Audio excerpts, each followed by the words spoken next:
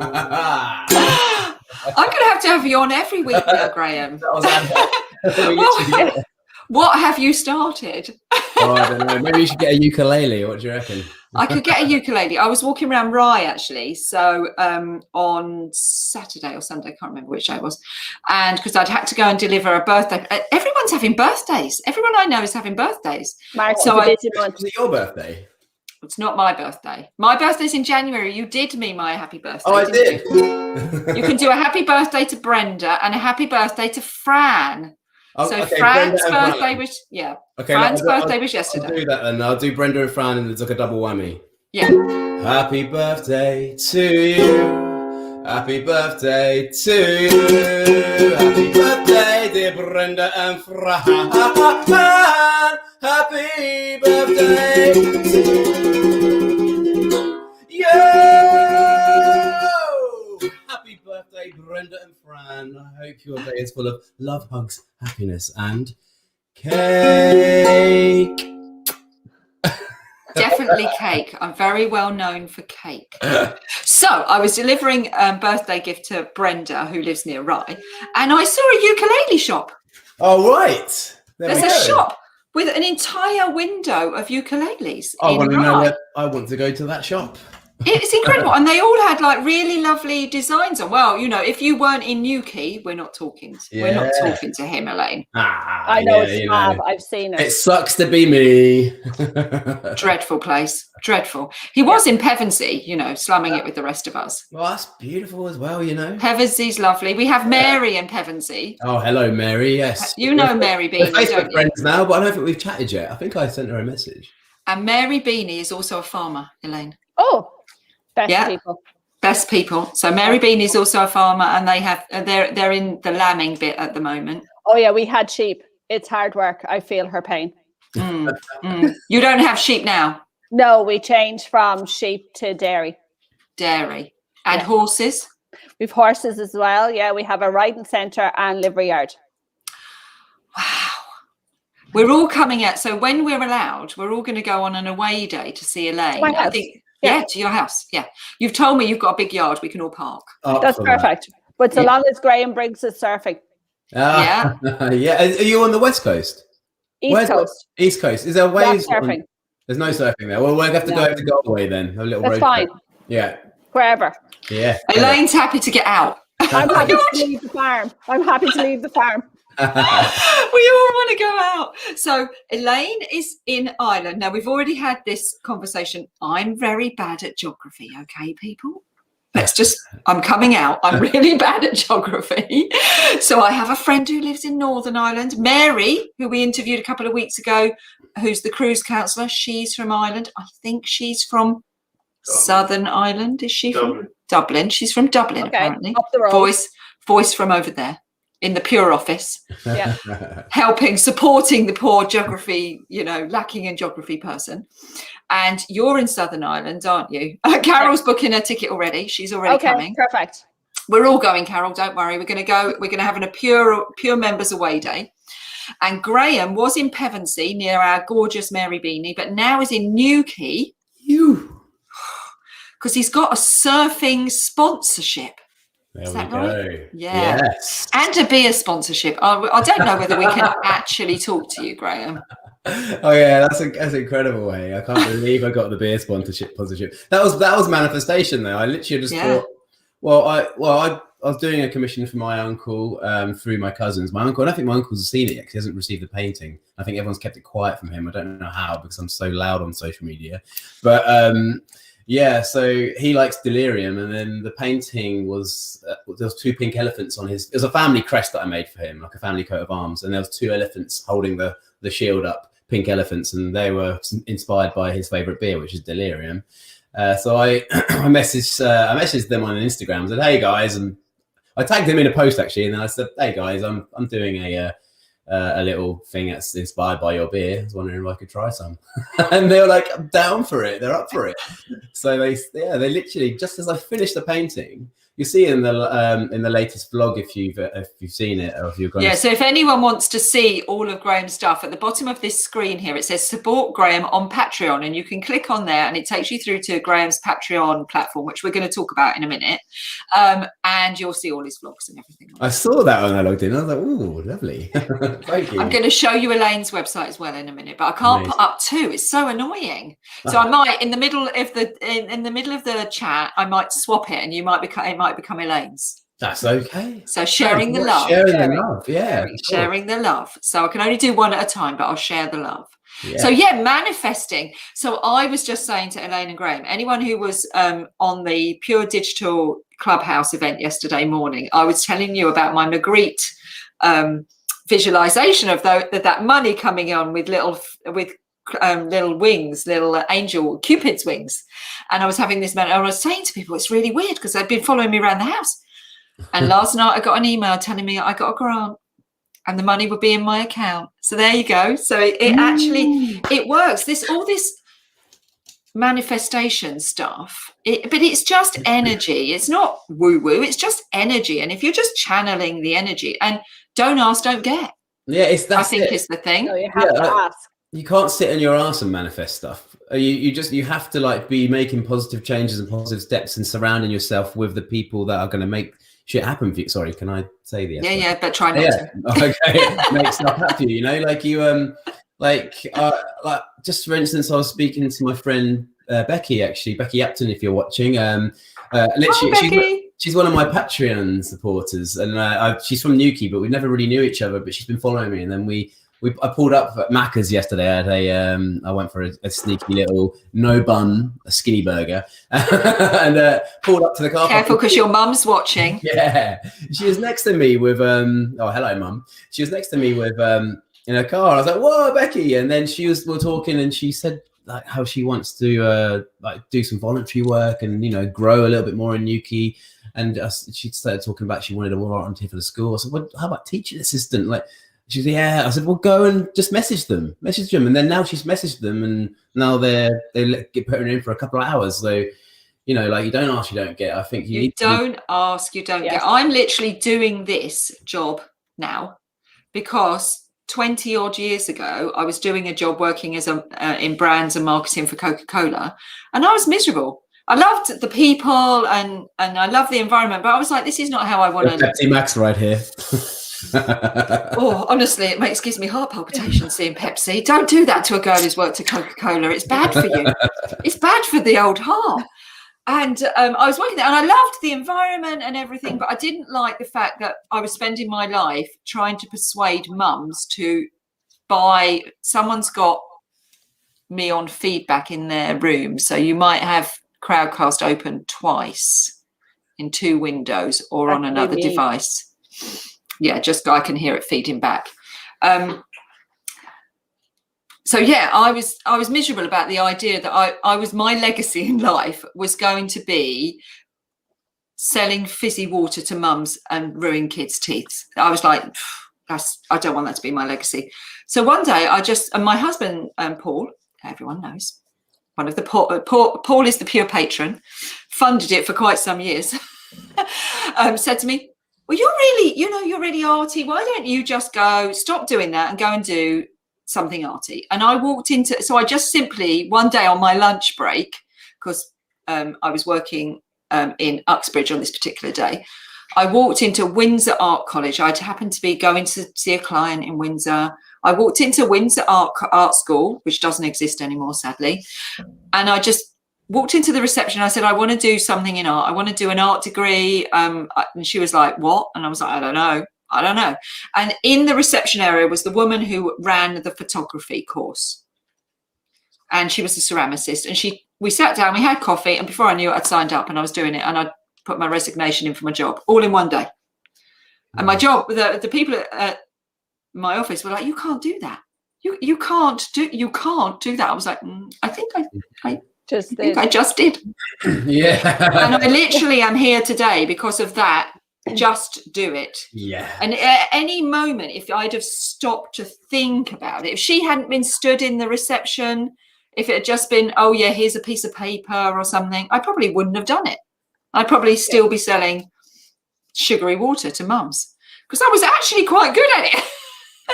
But it wasn't filling my heart with love and joy and bliss.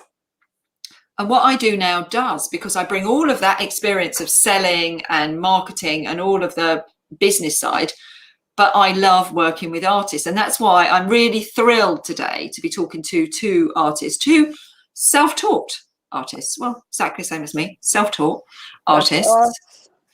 We're all coming out. Yeah. And because actually everyone is self-taught. The self-taught title is a misnomer. You might have done a bit of education or a course or whatever, but we've all had to take ourselves, and we can all choose how we get that teaching. Do we get the teaching in life? I got a bit in industry, I got a bit in life, I got a bit at Windsor Art School, I got a bit by doing things like this. We're all, if we're open to grow and learn, are essentially self-taught.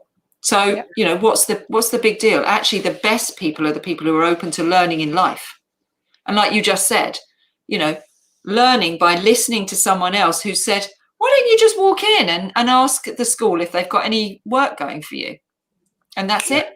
And so I'm gonna flip between the two of you now, and we're just going to hear a little bit of your story, each of you. Let's do Graham first, because we've got Graham's Patreon up on the screen. And then when we come to Elaine, I'll move over and I'll put Elaine's links in the screen.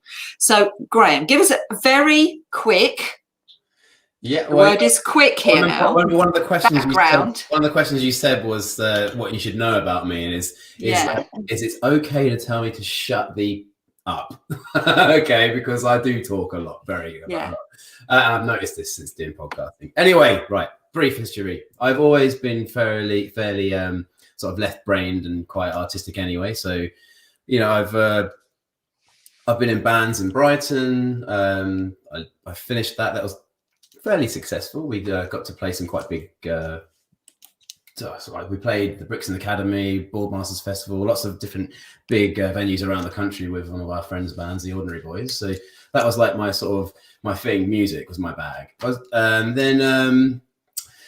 Then I left that band on funny terms. You know, there's always dynamics in the music industry.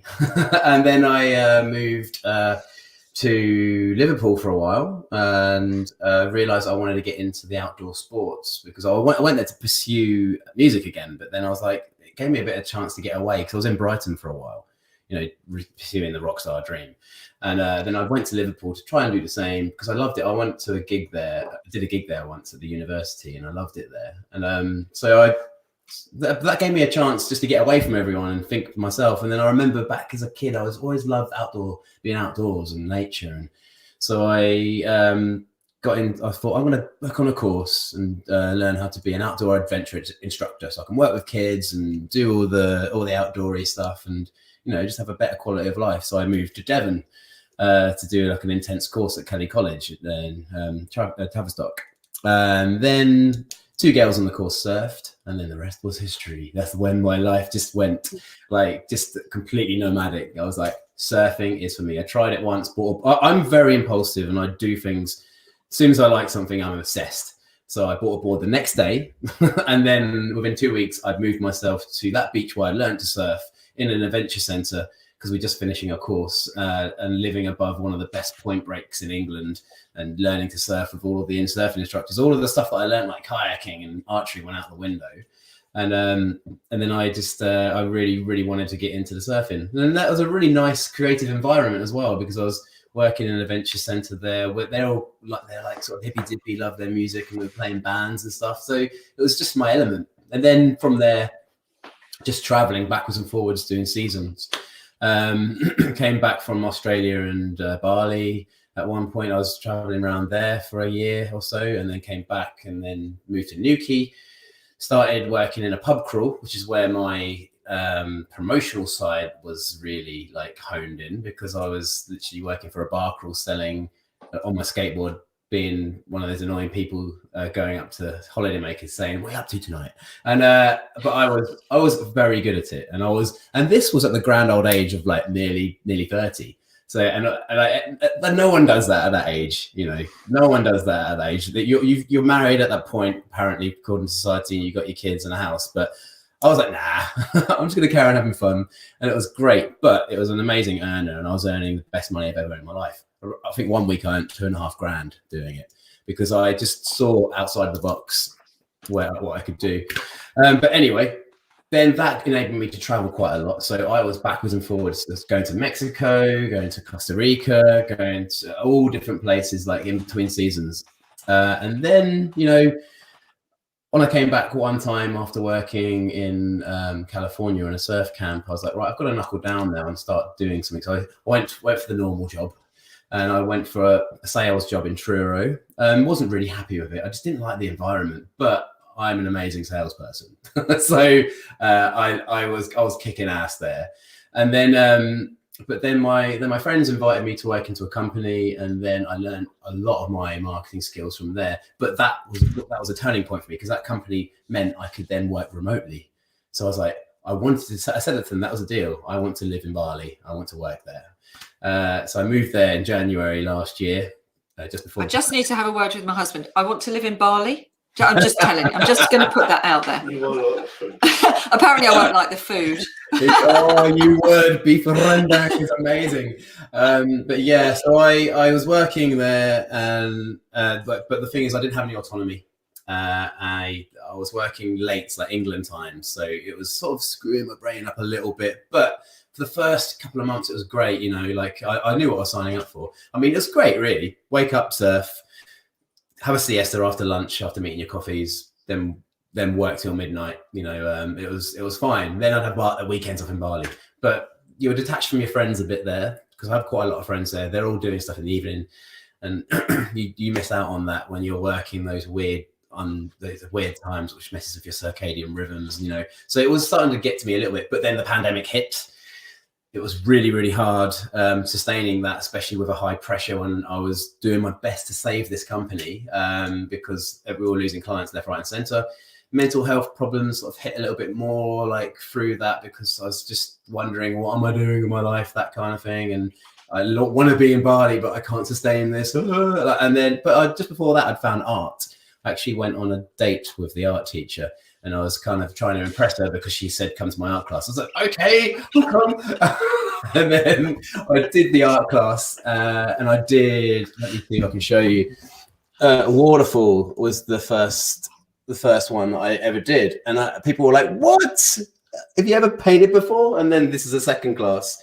And I was like, right, okay, there's something in this. I think I've got a bit of a talent. And everyone love that. Yes, goes on a date with the art teacher. Tatiana, she's a lovely Tatiana. Of course, she's called Tatiana. Yeah, Tatiana, the art teacher, Russian model. Yeah, she's amazing, and she was really good and really helped me. But then I was friend zoned, of course, and I was now a student, so that was okay. I could deal with that. But yeah, and then like the depression sort of really hit when I had my mental health problems. But the great thing was I found art. Other than that, I would have been probably sat in my room just pining away, not seeing anyone and being by myself, which I was doing, which I don't think there's anything wrong with, to be a bit reclusive, because you need it sometimes. But at least I had company.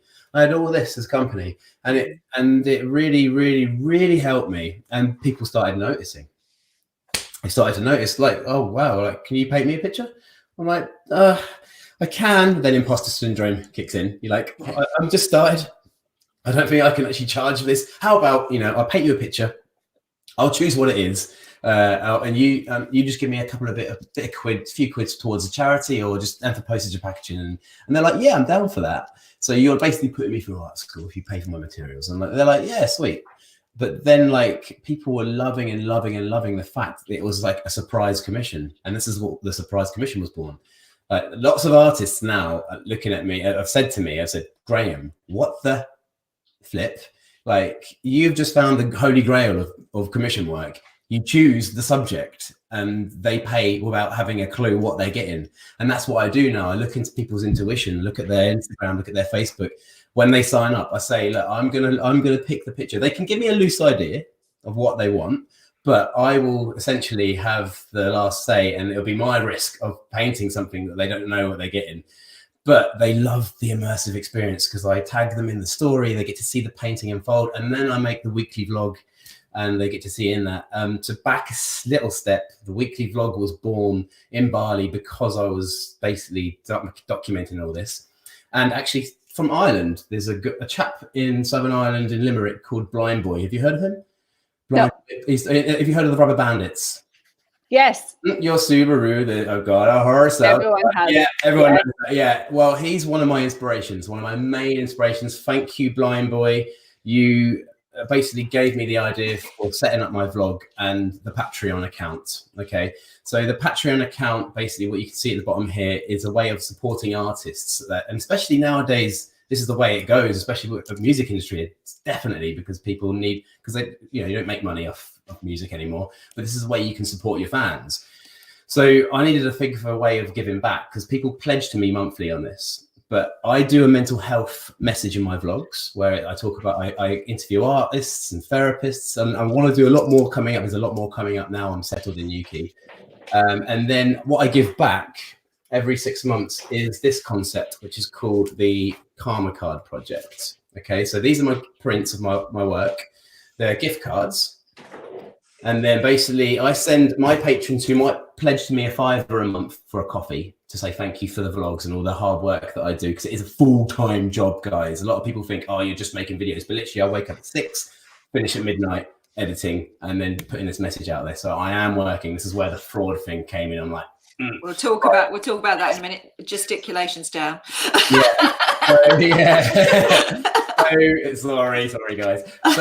So they get 6 of these a month. Okay. And the idea is that you can then keep whatever design you like, or a couple of, you can keep all of them if you want. Like, if it makes you happy and that's serving you, keep all of them, stick them on your wall because it's art and I want to give that back to you because you're supporting me. But you then have the opportunity to give out a very mindful, powerful message to a friend that might be struggling mentally, to someone that you might just want to reconnect with that you don't know is struggling mentally, which turns out sometimes they probably are, which has happened already. I've had some feedback. But the way I explain it is like, this is so powerful because can you imagine, like, suddenly you walk downstairs to get your coffee and then you see there's a letter on the ground. You know that when someone posts you a letter, there is a process for that. They have to write it, think of some thoughtful words, put it in the envelope, lick it, stick it, write the address, walk to a post office, line up in a queue for half an hour, socially distanced, until they get to the counter, then they pay money and send it to you. There's a lot that's gone into that. It's not just a text. Okay. And I know when people do things for me like this, it means the world, and I will remember that for the rest of my life, and it can change the course of my life. That is a massive ripple which can turn into a wave. And so the people that are supporting me are loving it. It's working. I believe that's going to save lives, and it's growing. Now, this is the thing that I just want to get. This is the last bit. I'll wrap it up now. I'm just very conscious. All right. This is the bit I want to get across, is that yes, it is going to pay me a wage. Okay. It's not quite there yet. I've got a goal that I need to reach, and I did quit my job to pursue this because I'm so busy with it now. So I do need your help, please, if you can. But as it does pay me a wage, I'm seeing this as a business, and I'm going to be reinvesting. Like, first off, straight away, 10% no matter what goes into the pot for mental health charities anyway. But as I reach a wage that I'm comfortable with to be able to live my life and have the autonomy that I need to do this, then I'm going to be investing in even more projects. And I've got some incredible projects, which I guess we can talk about a little bit later on in the podcast. But there's a forum that I want to talk about, but I will stop talking now. Breathe. You've covered off so much there, Graham. I think Karma Card Project. Yes, it's inspirational because you have approached it in a very unconventional way, but bringing to it many of by the fact that you've had the diversity of experience, the life learning that you've picked up on many of the tips and tricks that we give out all the time in how to tackle a lot of this imposter syndrome, charging for your work, how to deal with if you're struggling with the whole concept of doing a commission. Instead of thinking, I can't, You think, I can, how? I can't yet. How can I? It's a mindset. And what you're showing is that it doesn't matter what your background is. It doesn't matter what you've done before this moment. It matters what you do now, today. It matters how you think and how you behave now. Yesterday was yesterday. That is dead and gone. There's nothing we can do about that. Today is how you behave and live in this moment and how you represent yourself and go forward. And like I was saying, I just walked through the door. Sometimes you just have to big yourself up, give yourself a stern talking to, and then go, right, I'm just walking through the door. And I believe in myself, because self-love is the very start of all of it. You have to believe and love and care for yourself. And then you can start believing and loving and caring for everybody else. And that's exactly what you've done, is you've thought about how to look after yourself. You were having this mental health crisis, and you've searched around in your experience, and you found a methodology, if you want to put it into researchers' terms, you found a methodology of using all that experience to fix it for you. And then you flipped it and gone, actually, now I'm doing okay. I'm going to pay back now. I'm going to do some payback, and I'm going to help other people. We've talked a lot about that classic marketing tool of doing the cards. It has so many facets of goodness about it, not only for you, but for the people who receive them, and then the people it just keeps passing the energy down the line, doesn't it? It's just an amazing vehicle, the card. Yeah. Instead of us just sending an email, I'm quite the lady at the post office now smiles when I walk in. Yeah, she's like, oh, here she is again. I give a card to the post office people every time I send a load of cards out. I'm like, and here's one for you. They're like, oh, thanks, and they don't know what it is. I give them to everyone. Every person. Someone, I did my key this morning. I gave them one. So the person, when I went to Aldi, I did my shopping just now. I was like, and this is for you, and I walk off. And they're like, oh, thanks. They don't expect it. But it's powerful. And then they get to see all the details in the back. Exactly. And it's marketing. Yes. So it's just like, it's looking after everybody else, but also looking after yourself. It's really important to you that you make this a viable career. So you need to earn money.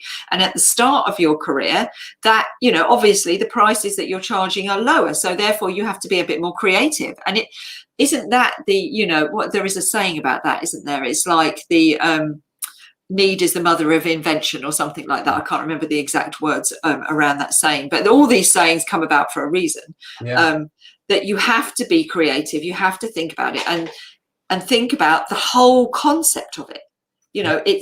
It's a card, but it's going to work for you. So make sure you put your details on it.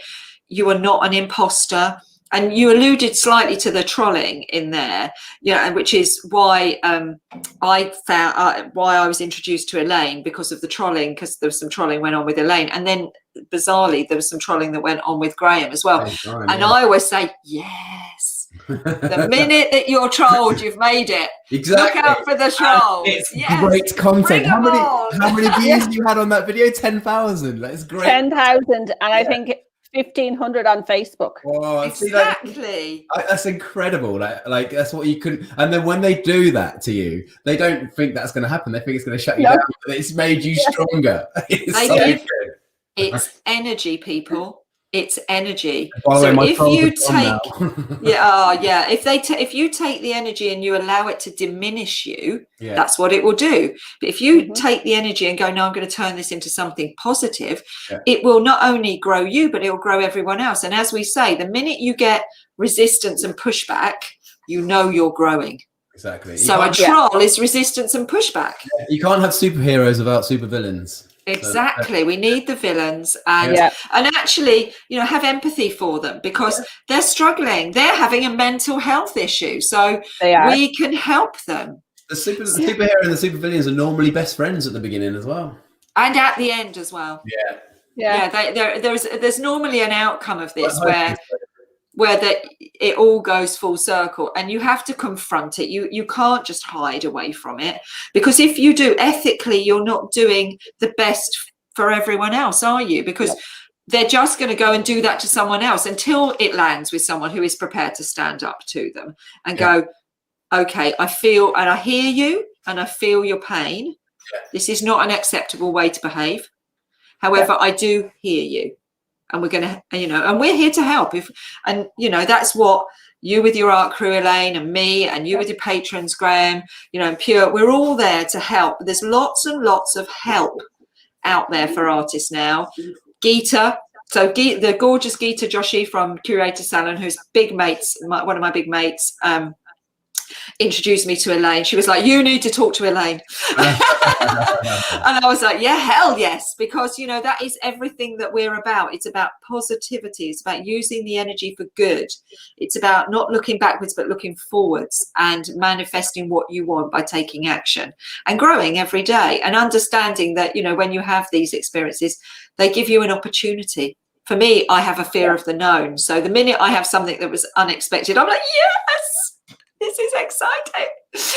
So I was thrilled when I interacted with Graham the first time. I saw it. Someone sent me your vlog. They said, you need to have a chat to this guy. He's local. Who sent that to you? I can't remember now. I can't remember who sent it to me. I get DMs. My DMs are full up pretty much every day, you can imagine. And my emails, while I'm on this, I will receive about 200 emails. Wow. Which is always a little bit, yeah. So I do apologize to everyone if it sometimes takes me a day to get back to you, but I get a lot of DMs. Teddy, it's okay. Don't get angry. Ted's getting a bit cross there. I love it. I love getting your DMs. My DMs are always open. I love getting all the emails, but sometimes it can take me a little bit of time because I like to answer all of those myself personally. I'm sure there will get a point where I'll have to get someone to do some of that for me, but I do at the moment still like to answer all of those messages myself. Excuse the dog. Teddy. Teddy's obviously seen a fox or something out there. Yeah. And wants to go out, and he's like, we need to deal with this. Repel all borders. So yeah, I love that. And getting the messages is great.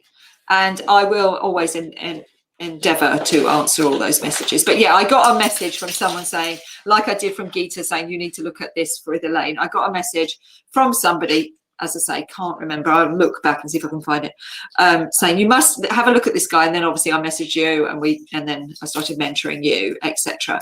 And the rest is history. And you're now in Newquay, and I'm going to introduce you to someone else as well who I think you will benefit from having a chat with you. So I'm very much a collaborator. I don't see life as a competition. I see life as fun and joy and collaboration and working with people. And for me, that brings these opportunities for the unexpected. And I love the unexpected. Bring me the unexpected every day. So if anyone's got any questions for Graham about how he set up his Patreon account, how he manages that, do pop them in the ask a question area, and we'll put that down there at the end. I know when we were originally talking about it, the concept is that someone will book you for a unexpected commission. So they'll come and want a commission, but they don't know what it's going to be. And they pay you a certain amount of money, and then they also do a pledge within the Patreon account. So it's all optional, Like they don't have to, it's all optional. Every life's optional. No, you have to. You're speaking to me now. You have to have a commission. Yeah. So they basically get hold of me, and some people don't actually understand what the surprise commission is when they've got hold of me, and then they come with a photo already, and sometimes I'm like, oh, I'm sorry, I don't work like that. But it gives me the opportunity to look at the photo and decide whether I want to do it or not. But then I will tell them that I will be taking an artistic license on it, and you won't really know what it's going to be.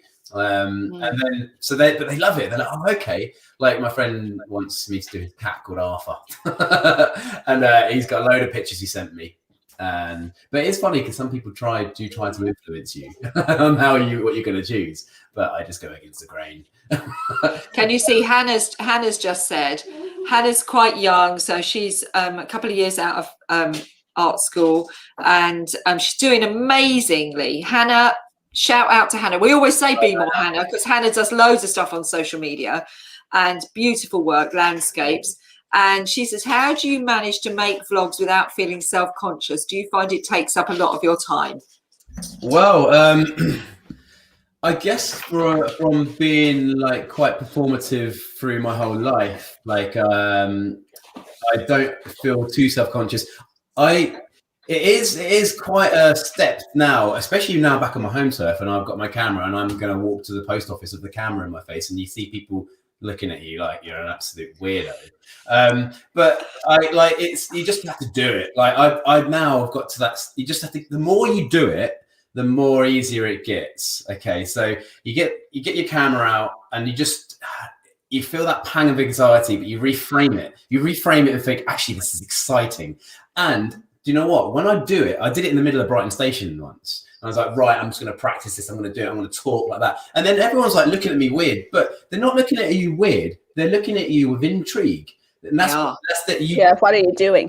Yeah, you think that they're actually thinking you're weirdo, but they actually want to know what you're talking about on that camera. I had a couple of guys come up to me and go, "Hey man, yeah, what are you vlogging about?" I'm like, "Oh, okay." And then that's when I wish I had these on me, because I remember we chatted about that. Yeah. Always hand them out. I was like, Graham, have them in your pocket at all times, ready. I do now, in my bag, repurposable business cards. Amazing. And because Graham said to me, should I make business cards? I said, no, you've got karma cards. Hang them out. They are business cards. And it does take up a lot of my time. Okay, but I find that like doing like my editing skills over the years have got faster.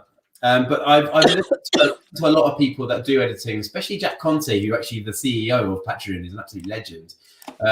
He's talking about how like you can become a perfectionist when you're trying to put content out there. But he's literally just said you just need to publish, because there's things that you might see that no one else is going to see. So like I used to be really tweaking every little thing to make sure, and then I realized all I'm doing is shuffling paper. Like literally no one's going to see that title that's slightly overlapping that other title that I didn't mean to do. You know, like it's just, you just need to just get it out there. So if you're doing content creation, you just need to bang it out there as quick as possible, unless you come up with a hurdle. And I made that edit last night of us. That was just doing my head in, because I won't go into edit speech because it's boring, but like there was a load of things that were going wrong. I was like, oh my God. I didn't get the subtitles on in the end, but luckily. I think that's the thing. Just do it. Yeah. Our perception of what people think about us is based on what we think about other people. Actually, most of the time, most people are invested in spending their time wisely and productively and joyfully. So of course, if they're going to be watching you, they're going to be like, what's that? If they're going to be spending their energy watching you, they're intrigued. If I saw someone doing that, I'd be like, what are they doing?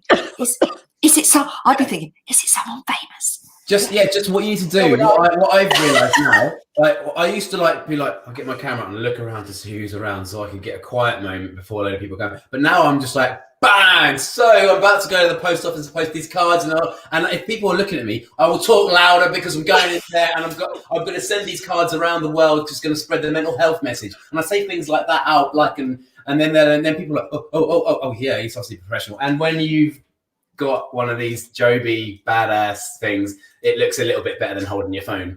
I always feel a bit weird at doing it on my phone, because I just look like I'm just like one of those wannabe influencers. Graham, you're not a wannabe influencer. You and Elaine are influencers. You're there. You're done. Yes. It's done. So that's brilliant. So it's just get on with it. Dump your imposter syndrome. Dump your perfectionist syndrome.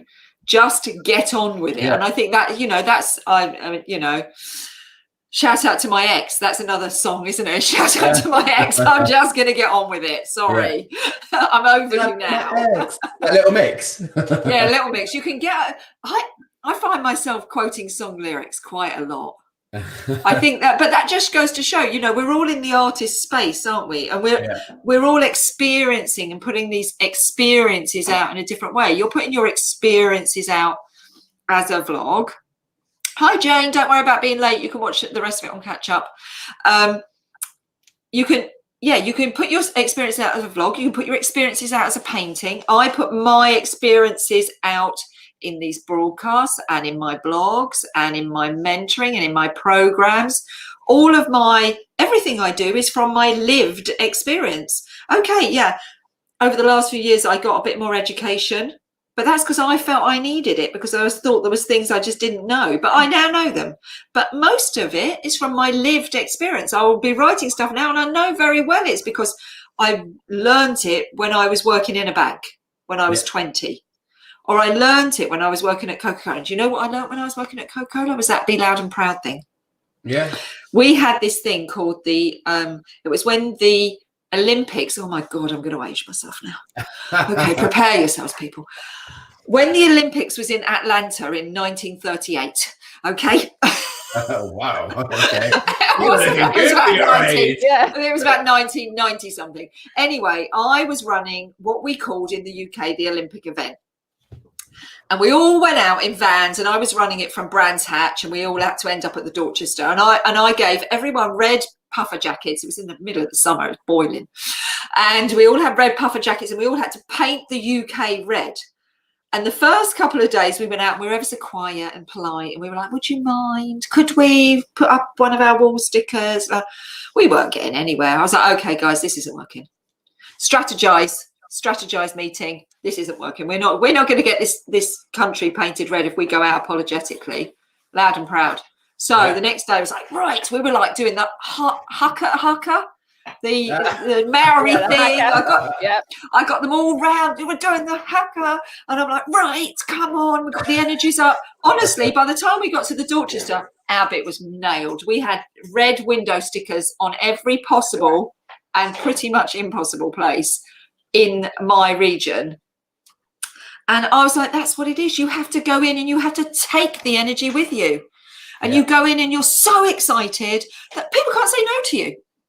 They literally can't say no, can they? And that's, that's that thing, Hannah, when you're doing your video, take the energy with you, be loud and proud, do it, know that you're doing something amazing and good, and then just don't get caught up in the perfectionist thing. Just get on with it. Get on with it. And when it's done, pop it out. And like you did with your vlog. So brilliant, Graham. You are an inspiration. Thank you. And we love you. Oh, Elaine. Yes. Over to you, honey. Now you can visit Elaine's website at the bottom there. Yeah, you're in. Yeah, mine's not. My life is not nearly as exciting as Graham's. Oh, it is. It's got carbs and stuff. His life. I want your life. We're all coming to you on the pure holiday. Okay, okay. Yeah. Well, I started my first kind of art adventure was when I was in school. I was quite rebellious, actually, now when I think about it. I used to colour the squares on my maths book. So, in primary school, you Jane's going to love you. Jane is going to love you. So I used to sit and colour the squares as my teacher was teaching us maths. Then when she'd come around and ask me a question, of course, Elaine had a lovely page. No, something. None whatsoever. So I used to be called a featherhead in school because I could never do my maths. But anyhow, didn't matter. But that was my first kind of thing with art. Born and bred on a farm. Went to secondary school, did art. Favorite subject of the whole school experience. Was rebellious again and was a mum at 17. Was a mother again at 19, left home when I was 17, which made me, I think it made me quite determined. So my parents wanted to put me under a curfew. I didn't want a curfew, so I moved out at 17. I think it's a good job you and Graham didn't meet then. Would have been wild, Graham. It would have been wild. We were on track. So I left home at 17. Me and a little person, about 3 months old. And I have been kind of independent ever since as such. So started a business with my partner, helped him run it. Got a job, a very boring job in the Department of Agriculture because farming background, so what else do you do? Only Department of Agriculture. Hated every minute of it. But at night time, I used to take art classes.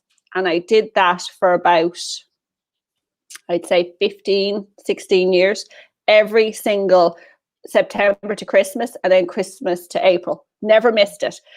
But I only did it as a kind of a stress release, something I enjoyed, never put any thought in it, never put any seam in it. Worked away, got various different jobs, trained as a Montessori teacher because I love teaching. and opened a riding school because I love horses. They're my other passion besides art. So worked away, went, and 11 years ago had a little surprise, who's now 11 years old. So there's a 25, a 23, and an 11. So we had a little surprise and gave up on the art. Just didn't have the time. Was busy on the farm. Came home to mind my mum. She's in a wheelchair since before I was born. There was no one to mind her. I'm the only girl. So as the only daughter, it's expected of you as such to mind your mother. So I took her on. So she lives with me full time. She is high care. She needs a lot of care. And then we took over the family farm, which had been left to just fall apart. There was no animals, no machinery, no buildings. So we put some sheep on it as a way to earn extra income, along with me teaching Montessori and doing the riding school. And then the other half was doing the farm. So we worked away. Don't forget your mother. And my mother. Don't forget your mother. I left her at 17 and she came back at 32. It was, ugh. But anyhow, so we worked away on the farm. The eldest lad went to college. I didn't do any art, gave it up as such. Didn't have the time.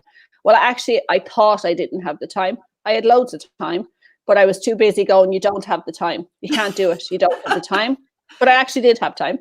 So the eldest lad went to college. He studied ag science in Waterford, got his degree, went to New Zealand, went to a dairy farm, fell in love with cows, came home and said, I'd really want to do dairy. Can you get rid of the sheep? If not, I'm going back to New Zealand. Oh, sheep are gone. I'm not traveling to New Zealand, so yeah, the sheep can go. So 2 years ago, sheep all gone, got rid of all of them, and we started a dairy farm from scratch. So we had to build everything and buy everything in the last 2 years. But in those 2 years, I also decided I'd go back and start my art because it was very stressful time. And I find being creative relieves the stress. It also got me away from the farm for 2.5 hours every night to be creative.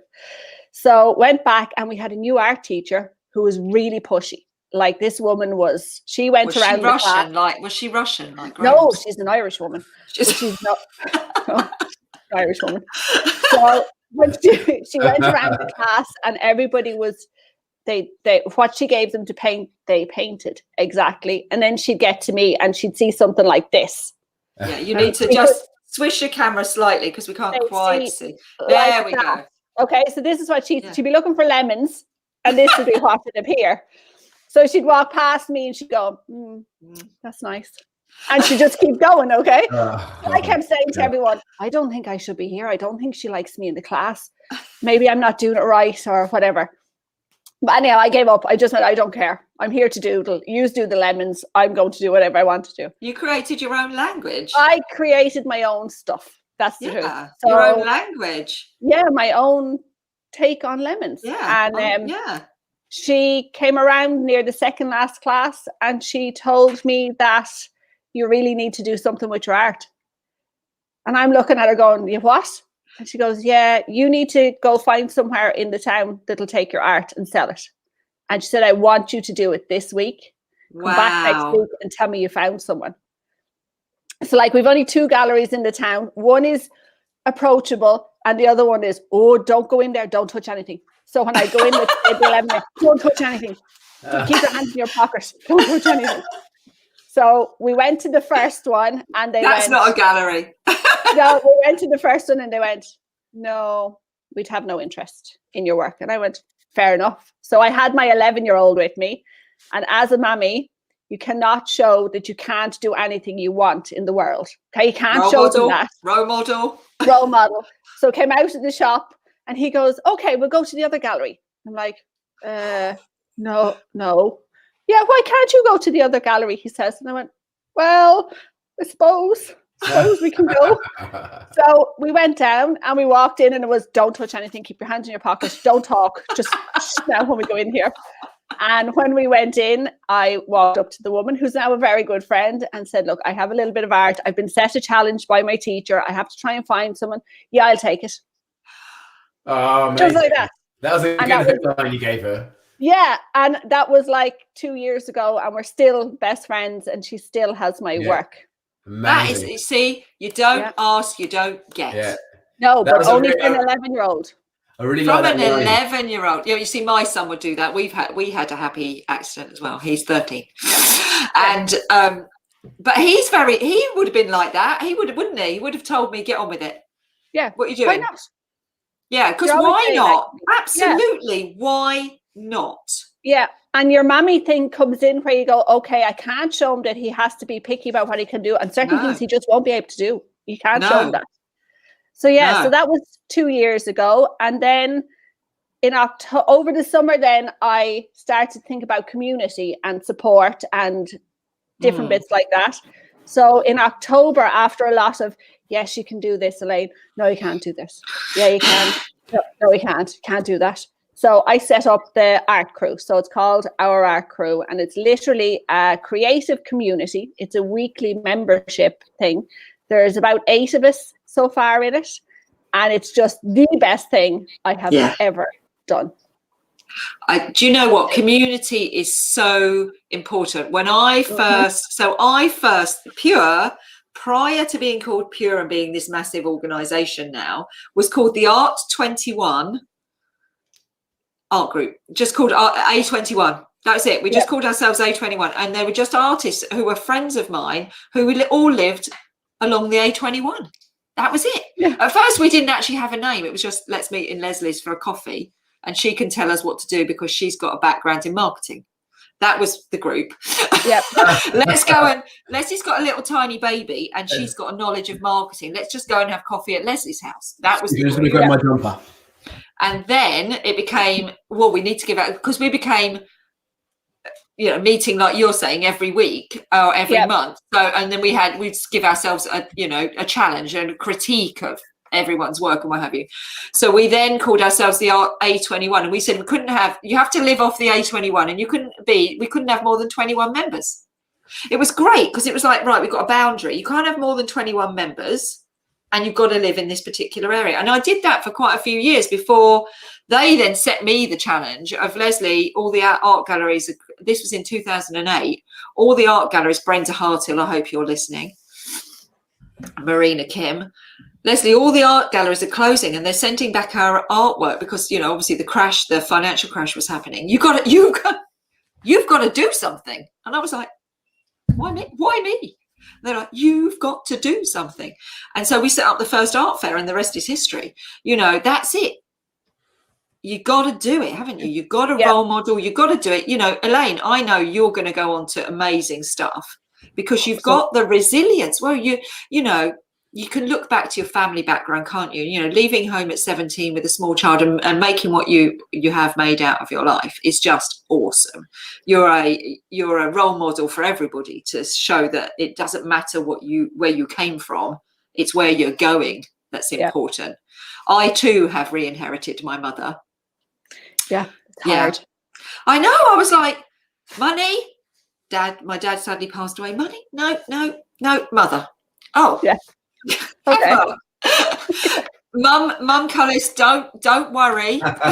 We're not doing dads. Dads are great as well. Yeah. And I know you're all right, Graham, but you might end up with your mum at some point.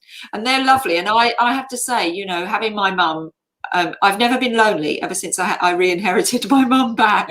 I've never been lonely. She's a live wire. Mum, don't get any ideas. Paul, Pure patron, is twitching over there. Because he also looks after her. Yeah, well, my boys have already decided I'm going to a home.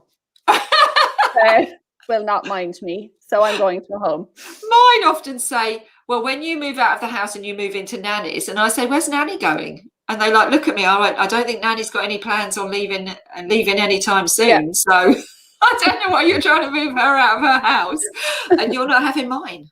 Yeah. Go and get your own. That's the boys. Christy's already bought her own house.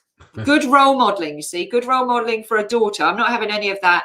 You're the only daughter, so you've got to do it. Yep. I'm role modelling. You can do it, whoever you are. my dissertation for my master's was the barriers to progression for women. And again, don't take this badly, Graham, but I was a woman, so I was like seeing the barriers for me. Yeah, that's all right. And it is cultural. It's cultural. It's evolutionary. It's passed up the genetic line. We're born with it, but we don't have to pass it on. No, like, I'd have found that with the farm. I'd have had that now with the farm because I have a younger brother. So technically, in the proper running of things, the farm should have went to him, not to me. I'm the girl. Girls don't do farming. Girls do dinner and housey stuff and feed everybody. Whereas the boys do the outside physical hard work. So it was very much a struggle when I was to take over the farm to get them to agree to let me take over the farm.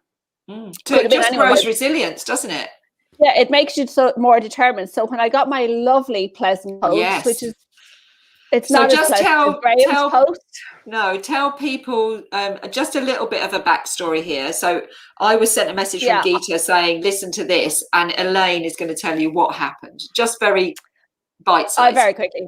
I went to collect the post, as you do from the postman, and I found a lovely envelope with my name just an address typed on this envelope and sellotaped down.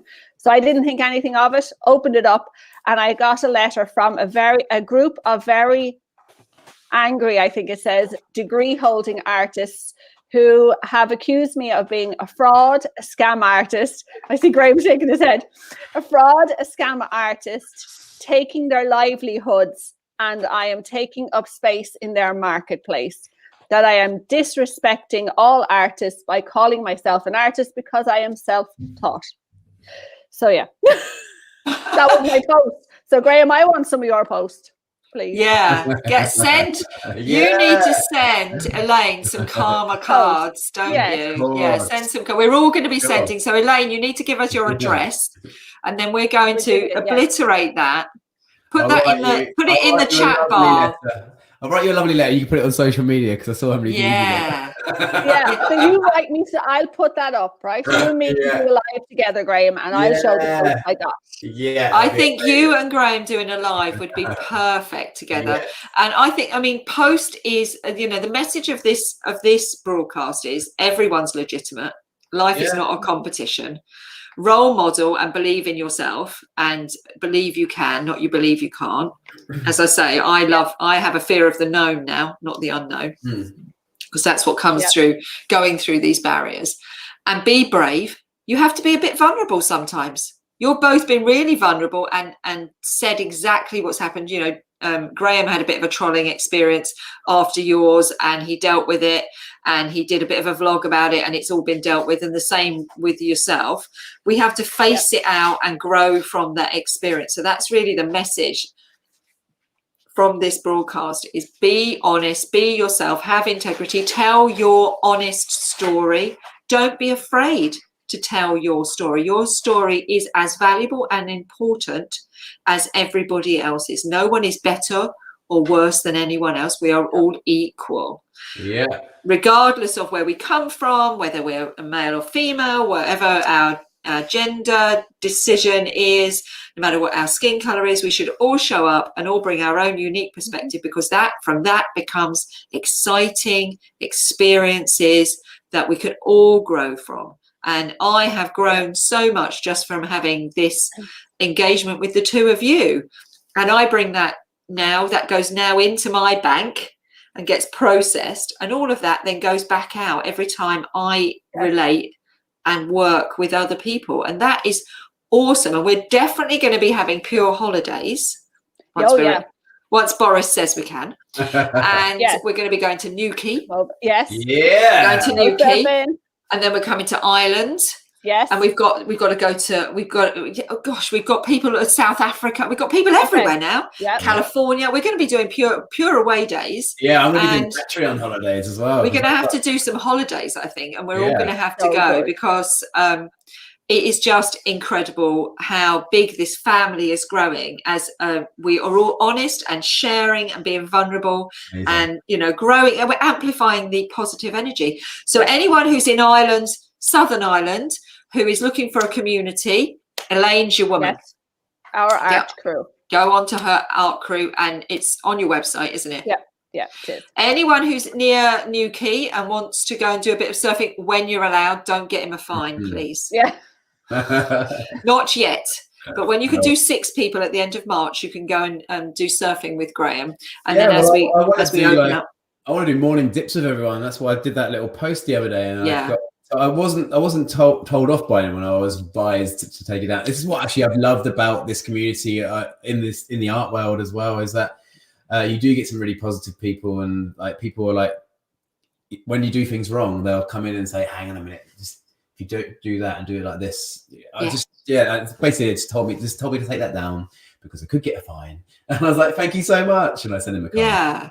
Positive support, positive trolling, not negative trolling. Yeah. And I mean, honestly, we don't do negative energy because that's karma cards, and it's just going to come back at you.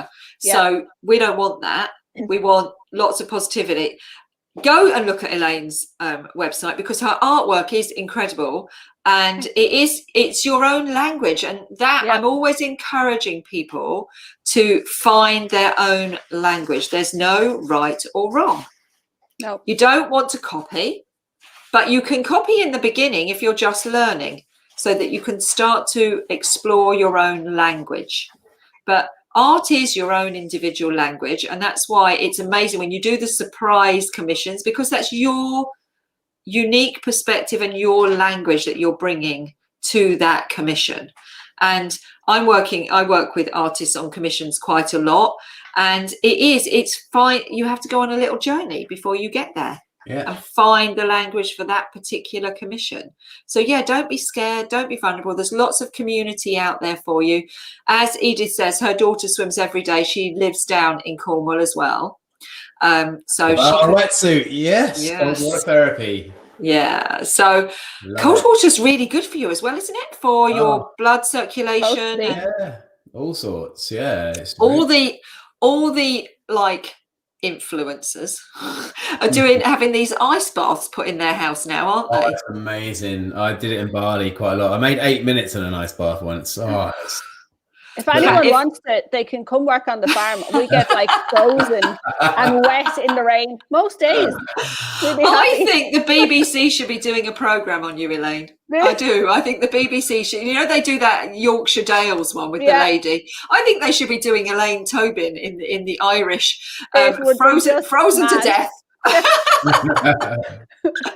I know you don't need to do an ice bath. I'm living in an ice bath. Yes, I live it. I was doing I was jet washing my patio in preparation for 29th of March, ready for booking people onto my patio. And I was frozen because it is still really chilly out there. So I feel like my hands had an ice bath. They were very shaky afterwards as well. Yesterday morning I was watching Graham swimming. And I was like, I feel fitter now from watching you in the sea. And he says, yeah, you should do it. And I'm like, no, I've already mucked out like stables and fed 80 calves. I'm not going to do any exercise. Yeah.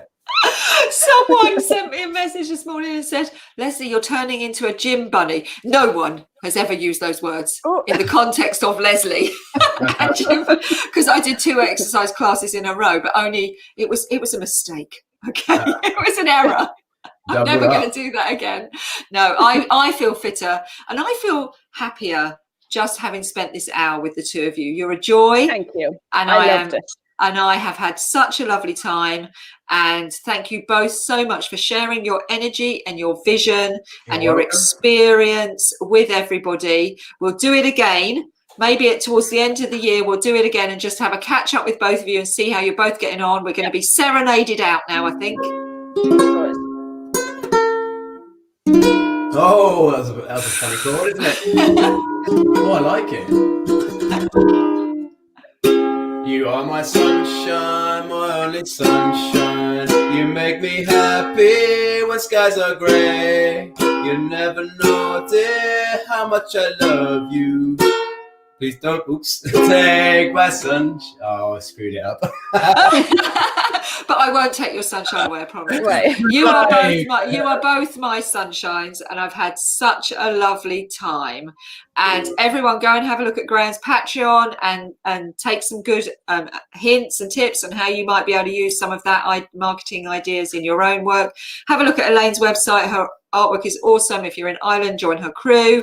And love you both, and speak to you both very soon. This will be up on Facebook and YouTube, so you'll be able to share it and share it with your peeps. At Graham Cullis on Instagram, at Elaine Tobin, at Pure Arts Group on Instagram. And at Pure Arts Group. Yeah, we'll be doing lots of that. Sophie will be on that. Sophie's had to go and have her jab today.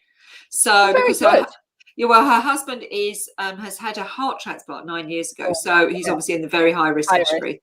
So today we haven't had our Sophie on checking out what's going on Facebook. So we're sorry if we ignored you a little bit on Facebook today. But if you've got your questions, DM us at Elaine Tobin, at Graham Cullis, at Pure Arts Group. Any questions, we're always happy to answer. And come along and join us. Pure, you can join Pure as a member at any time. Thank you. Bye. See you all again next week. Bye. Green room. Let's go.